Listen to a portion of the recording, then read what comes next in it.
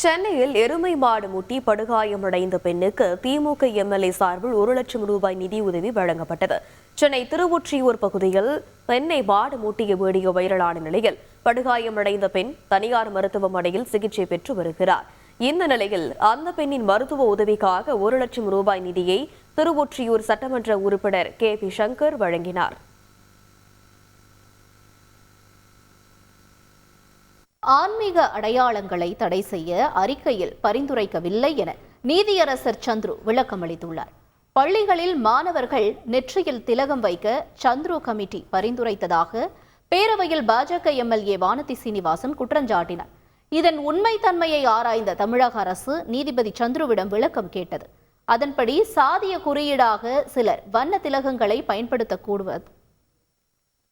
பயன்படுத்தக்கூடாது என்பதே சுட்டிக்காட்டியதாகவும் ஆன்மீக அடையாளங்களை தடை செய்ய பரிந்துரைக்கவில்லை எனவும் நீதியரசர் சந்துரு விளக்கம் அளித்துள்ளார். செய்திகளை உடனுக்குடன் தெரிந்து கொள்ள உடனே சப்ஸ்கிரைப் பண்ணுங்க.